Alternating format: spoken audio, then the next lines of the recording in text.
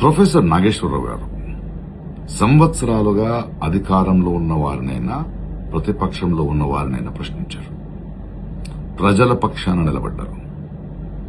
కానీ ఆయన మాట్లాడిన మొత్తం విషయాన్ని పక్కన పెట్టి అందులో ఒక లైన్ మాత్రమే పెట్టుకుని సోషల్ మీడియాలో ట్రోలింగ్, కేసులు, బెదిరింపులు.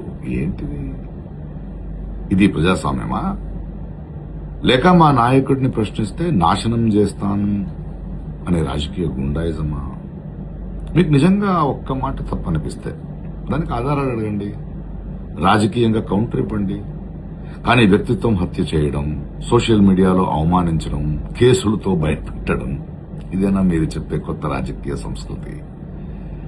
నాగేశ్వరరావు గారు చంద్రబాబు గారిని ప్రశ్నించారు, పవన్ కళ్యాణ్ గారిని ప్రశ్నించారు, కేసీఆర్ గారిని ప్రశ్నించారు, జగన్ గారిని ప్రశ్నించారు, రేవంత్ రెడ్డి గారిని ప్రశ్నించారు, బీజేపీని ప్రశ్నలు అడిగారు. అప్పుడు ఆయన నిజాయితీ మీకు గుర్తుకు రాలేదా? ఇప్పుడు ఒక మాట మీకు నచ్చలేదని ఆయన మీద యుద్దం ప్రకటించడం ద్వంద్వ వైఖరి కాదా? ప్రశ్నించే గొంతులను కేసులతో మౌనం చేయాలని చూడడం ప్రమాదకరం.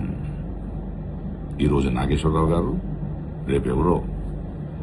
ఇంకో విషయం, ప్రస్తుత రాజకీయ పరిస్థితుల్లో ఏ పార్టీ ఎవరితో పొత్తు పెట్టుకున్నారు, ఎవరు పట్టులో ఉన్నారని అందరికీ అన్నీ తెలుసు. So please stop this nonsense and behave your selfs. Nageswararao గారు, మీ అండగా మేమున్నాం. Keep up the good work.